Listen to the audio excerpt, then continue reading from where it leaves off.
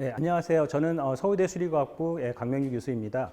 오늘 얘기할 거는 여기 제목에서 보듯이 4차 산업혁명 수학인데, 그러니까 지금 4차 산업혁명이란 말이 여러분들 너무 많이 들었고, 이게 도대체 뭐지? 지금 뭘 하고 있지? 이렇게 얘기할 수 있어요. 근데 그러면 4차 산업혁명이 지금까지 왔는데, 그럼 그 중에 가장 밑바탕이 되는 게 뭐냐? 어떤 걸 잘 알아야 되냐? 그러면 수학이에요, 사실은. 그리고 3차 산업혁명도 마찬가지고 지금까지 과학기술의 발전에 있어서 수학이 엄청나게 중요한 역할을 했지만 그게 표면에 드러나지 않았기 때문에 우리가 수학이 얼마나 중요한지 모르고 여러분들이 뭐 중학교, 고등학교 때 배웠던 것들이 그냥 계산만 하면 되지 아니면 은행 가서 그냥 돈만 잘 계산하면 되지 그렇게 생각했는데 실제적으로 지금 어떤 과학의 발전이나 이런 것들은 수학의 밑바탕이 있어요. 그래서 오늘 제가 말씀드릴 것들은 이런 수학이 여러분들 주변에서 얼마나 많이 쓰고 있는지 그리고 우리 연구에서 연구했던 것들에 대해서 얘기하려고 합니다. 자, 그래서 목차는 보면은 처음에 그럼 수학자들이 산업혁명에 어떤 이바지를 했는지 그 다음에 여러분들이 잘 알고 있는 3차 산업혁명, 4차 산업혁명 3차랑 4차는 뭐가 다르냐면 3차는 대강 우리가 컴퓨터의 발전부터 3차 산업혁명이라고 생각하면 돼요. 그래서 여러분들이 지금도 많이 쓰고 있는 뭐 컴퓨터들, 애플 컴퓨터도 있고 무슨 뭐 IBM 컴퓨터도 있고 이런 것들, 그다음에 슈퍼컴퓨터들 이런 것들이 있고 그런 것을 이용해서 사회를 발전시켰고 그리고 과학 사이언스도 결국 시뮬레이션에 의해서 발전시켰거든요. 그런 것들을 이용해서 핵 개발도 마찬가지고 그다음에 그러면서 이제 시간이 지나면서 이제 저기 세 번째로 제가 설명할 거는 4차 산업혁명과 수학인데 이 4차 산업혁명이 이런 컴퓨터를 바탕으로 해서 어떤 새로운 어떤 인터넷이 생기고 이런 것들 데이터들이 모아지면서 이제 4차 산업혁명이 발달하게 됐어요. 그러면서 이제 수학도 더 여러분들이 요즘 수학이 되게 핫한 이슈거든요. 그러니까 뭐 그래서 그거에 대해서 설명하고자 합니다. 자, 그러면 1차, 2차, 3차, 4차 산업혁명 여러분들 알고 있지만 그냥 간단히 소개하면은 2차 산업혁명은 그냥 증기기관 뭐 1700년대 이렇게 얘기되고 그다음에 그것들이 이제 발전돼 갖고 어떤 산업에 더 적용시킨 게 뭐 2차 산업혁명 그러면서 3차 산업혁명이 완전히 바뀌어지게 됐죠. 그러면서 컴퓨터가 발전했고 뭐 핵 개발됐고 그래서 보통 우리가 말하는 요즘 만약 언어로 얘기하면 어떤 프로그램 랭귀지가 발전하게 됐어요. 그래서 포트란 뭐 코보 이런 것들을 사용해서 어떤 사회 현상 그다음에 자연 현상을 시뮬레이션해서 어떤 모사하게 됐죠. 그래서 가장 뭐 여러분들이 잘 알고 있는 핵 개발에 많이 쓰였고요. 그러면서 컴퓨터가 발달하면서 한 2000년도 되면서 또 우리 한테 되게 중요한 변화가 오기 시작한 게 뭐였냐면 핸드폰이에요. 사실은 핸드폰 여러분들 손 안에서 전부 핸드폰 보면서 지금 인터넷 다 하고 있고 모든 데이터 다 들어있어요. 핸드폰 잊어보면 여러분들 할 수 있는 게 거의 없어요. 사실 요즘. 그래서 그 데이터 그리고 여러분들이 다른 사람이랑 얘기하는 건 뭐예요? 다 핸드폰 놓고 뭐 카톡을 하든지 아니면 무슨 뭐 라인을 하든지 뭐 여러 가지 하든 해서 다 커넥티비티가 돼 있어요. 그러니까 여러분들이 전부 그냥 즉시 전 세계랑도 통할 수 있고 커넥티비티고 그리고 데이터들이 다 쌓여 있어요. 그 데이터가 쌓이면서 이 데이터의 중요성이 그러니까 알려지게 됐고 그것들이 갖고 있는 데가 이 세계의 초대형 기업이 된 거죠. 사실 뭐 구글이나 아마존 같은 데가 그런 데이터 제일 많이 갖고 있고 데이터 센터도 많이 갖고 있고 그러면서 그걸 갖다 어떻게 잘 활용할 수 있을까? 그러면서 이제 발전하게 된 게 2005년 뭐 10년 이 정도부터 그런 어떤 옛날부터 생각했던 알고리즘들이 거기에 적용시켜 갖고 새로운 어떤 딥러닝 뭐 이런 것들이 발전하게 됐어요. 그래서 이 4차 산업혁명이 일어났고 그것들이 AI가 사실은 뭐 1950년대, 60년대 그때부터 이제 AI 뭐 인공지능에서 우리가 뭐 사람처럼 만들 수 있다 이렇게 생각했지만 그때는 알고리즘도 없었고 데이터도 없었기 때문에 할 수가 없었거든요. 그런데 지금은 알고리즘도 발전했고 그 수학이 밑바탕이 돼서 그러면서 2010년 이후 이제 그런 데이터도 많아지고 컴퓨터의 컴퓨팅 파워도 엄청나게 늘어났죠. 그래서 지금 우리가 알고 있는 여러분들 뭐 얼굴 인식이라든지 이런 거 사람보다 훨씬 잘하거든요. 지금 그런 걸 갖다가 지금 할 수 있게 됐어요. 그게 4차 산업혁명인데 그러면 이제 수학자들이 그러면 그 안에 그런 산업혁명 중에 어떤 수학이 어디에 쓰였는지 여러분들이 보면 주위에 지금 다 하고 있는 거 뭐 핸드폰도 그렇고 뭐 영화 이런 거 다 수학이 다 들어가 있는데 여러분들 모르거든요. 그래서 그런 것들에 대해서 제가 설명하고자 합니다. 자, 우선 수학자들이 보면 뭐 뉴턴이나 옛날에는 사실은 뭐 뉴턴 라이브러리 뭐 이런 사람들이 전부 옛날에는 학문이 사실은 그러니까 좀 잘한다는 사람들은 수학, 물리학, 뭐 철학 이런 거 동시에 다 했어요. 사실은 지금은 너무 세분화해서 그렇게 다 못하지만 그래서 여기 보이는 여기 수학자들이 보면 이런 사람들 뭐 여기 뭐 가우스도 있고 뭐 샤논 뭐 폰 노이만 컴퓨터 쪽 한 사람, 그다음에 뭐 쿨리 터키의 뭐 FFT 이런 사람들이 그 산업혁명에 있는 기술들을 갖다가 사실은 이 수학들이 이제 사용하게 된 거예요. 그러니까 3차 산업혁명에서 가장 중요했던 게 슈퍼컴퓨터의 개발인데 이거는 사실은 사회적 니즈가 있었기 때문에 이런 것들이 개발하게 됐거든요. 그래서 가장 컸던 게 뭐 2차 세계대전이 일어나고 그다음에 뭐 핵 개발을 하고 이러면서 이런 것들을 계산하기 위해서 슈퍼컴퓨터들이 개발되겠고 그게 초창기에는 미국이 거의 개발했어요. 그러다가 2000년대 이후에 뭐 일본, 그다음에 뭐 중국 같은 데가 개발돼 갖고 여기 그림에서 보듯이 최근 한 몇 년 사이에 중국이 세계 제1의 컴퓨터들을 갖고 있었어요, 사실. 거기다가 미국이 다시 가졌다가 지금 올해 다시 일본이 세계에서 제일 빠른 슈퍼컴퓨터를 갖고 있어요. 그러니까 뭐냐면 이 슈퍼컴퓨터가 그 나라의 국력을 발전시키고 그 다음에 이것들이 어떤 3차 산업혁명의 어떤 시뮬레이션 그런 것도 필요했지만 지금 현재는 뭐 이제 AI에서도 컴퓨터들이 당연히 필요하기 때문에 이런 것들이 자꾸 개발하게 된 거죠. 그럼 이런 컴퓨터로 그럼 계산할 수 있었던 게 뭐냐? 자, 우선 이게 얼마나 빠른지에 대해서 설명해 보면 지금 여기 맨 처음에 맨 위에 나온 컴퓨터 보면 이게 세계 제일 빠른 컴퓨터거든요. 그럼 여러분들이 보통 플랍이라고 여기 나와 있는데 뭐냐면 1초에 곱하기 더하기 뭐 나누기 이런 걸 갖다가 1초에 몇 번 할 수 있냐 이거예요, 사실. 슈퍼컴퓨터는 1초에 여기 보면 경 단위로 할 수 있어요, 1초에. 그러니까 진짜 너무너무 빠른 컴퓨터들이에요. 그래서 이런 컴퓨터 갖고 이제 어떤 걸 계산하냐. 예를 들면 자, 그래서 이제 제가 저런 컴퓨터를 계산할 수 있었던 그러니까 3차 산업혁명의 어떤 어플리케이션 하나 보여드릴게요. 자, 매스매스 고 한류는 뭐냐면 수학자들이 한류에 간다 그래서 2000년도에 저 기사, LA 타임즈에 나온 기사예요. 그러니까 뭐냐면 여러분들이 영화 요즘 뭐 본 게 뭐가 있을까? 해운대? 아니면 뭐 다른 영화들? 뭐 슈렉도 있을 거고, 그 다음에 뭐 스타워즈나 아니면은 다른 뭐 아이언맨 같은 거?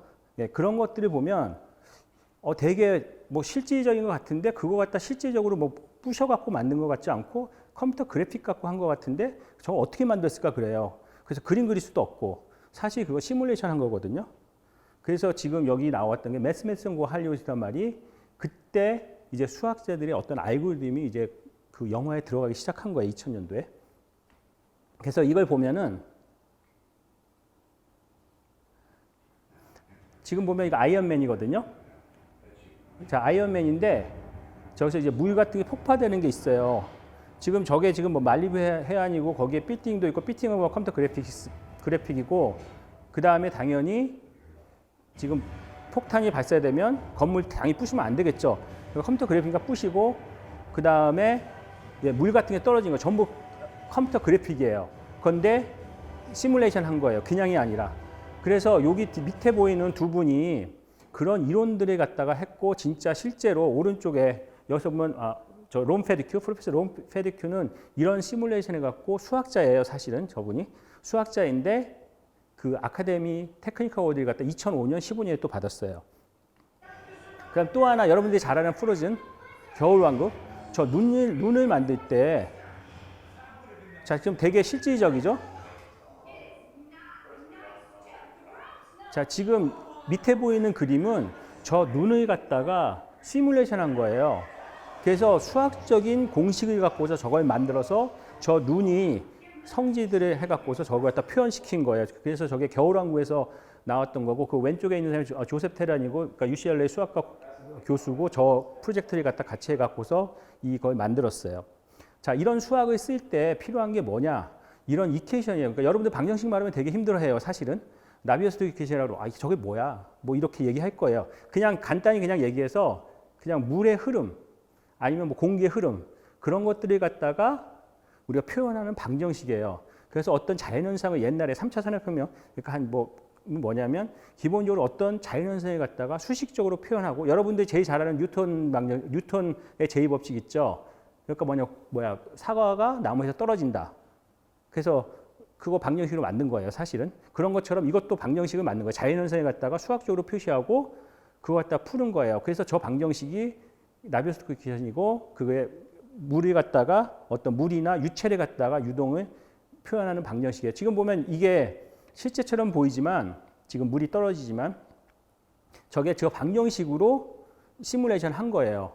그러니까 여러분들이 영화에서 나온 아까 뭐 아이언맨이나 뭐 해운대나 이런 물이 파도 치는 것 갖다 직접 할 수는 없거든요. 사실 건물을 부수면서. 그래서 저걸로 시뮬레이션 해갖고 실제처럼 보이게 한 게 그때 아까 말한 매스메스코 할리우드에서 2000년대 이후에 영화 산업에서 되게 많이 쓰이는 기법이에요. 근데 그걸 풀라 그러면 뭐냐면 저 방정식을 풀어야 되는데 방정식 뭐 여러분들 이해 안 해도 되지만 저렇게 복잡한 방정식을 갖다 수치적으로 풀어야 돼요. 수치로 푼다는 말은 뭐냐면 컴퓨터로 풀어야 된다는 거예요. 그러면 저기서 풀면 중간에 나오는 식이 뭐냐면 ax = b, a가 행렬식이에요. 행렬식을 풀어야 돼요. 여러분들 뭐 고등학생도 요즘 행렬식을 잘 모르더라고요. 가장 중요한 건데 어떤 교육과정에 빠져 있어서 잘 모르는데 행렬식을 풀어야 되는데 저걸 푸는 게 되게 시간이 많이 걸리는 일이에요. 그래서 그걸 풀 때 사실 그 수학적인 그냥 방식으로 풀면, 그러니까 이론적인 방식으로 풀면 시간이 얼마나 걸리냐면 아까 세계에서 제일 빠른 컴퓨터로 아까 그 영화를 만들 때 그 어떤 행렬식을 푼다 그러면 요 밑에 보이는 것처럼 여기 푸카크가 아까 그 세계에서 제일 빠른 컴퓨터거든요. 그러니까 그걸로 푸는데 10의 133승 해. 그러니까 뭐냐면 우리가 지구가 태어나기 전부터 풀어도 안 풀린다는 얘기예요. 그냥 풀면 우리가 아는 그냥 수학적인 이론 갖고 풀면. 그렇지만 그 수학자들은 그걸 갖다 어떻게 빨리 풀 수 있을까 그걸 갖다 되게 많이 연구했고 일렉트하게 정확히 안 풀고 어떤 근사를 갖고 풀어도 되거든요. 사실은.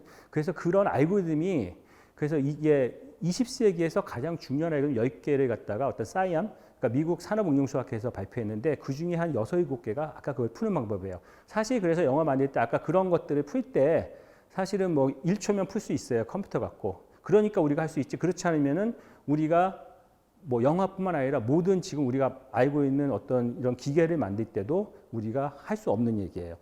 자, 그러면 자, 우리가 그래서 슈퍼컴퓨터가 이렇게 필요했고 그럼 4차 산업혁명은 과연 뭔가? 아까 제가 말씀드렸듯이 어떤 데이터를 갖고서 그다음에 서로의 관계. 그래서 옛날에는 지금 보면 지금 요건데 패러다임이 당연히 변화가 되기 시작했어요.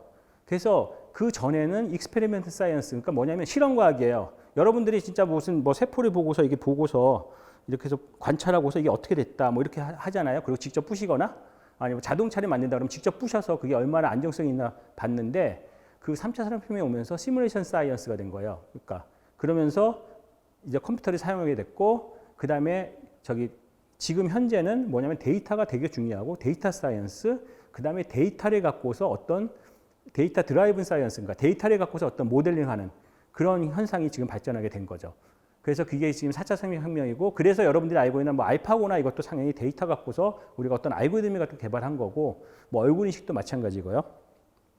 자, 그럼 딥러닝. 그래서 가장 중요한 4차 산업혁명에서 가장 중요한 알고리즘 그러니까 그 기술이 뭐냐면 딥러닝인데 딥러닝은 뭐냐면 자, 여러분들 이 그림에서 보듯이 우리가 이거는 초창기 나왔던 그림인데 하여튼에 데이터를 갖다 엄청나게 많이 모아요. 그러니까 사람도 뭐냐면 어떤 물건 인식할 때 아, 저건 고양이다. 그러니까 어린애 배울 때 고양이다 그러니까 아, 그게 고양이구나 그렇게 알거든요.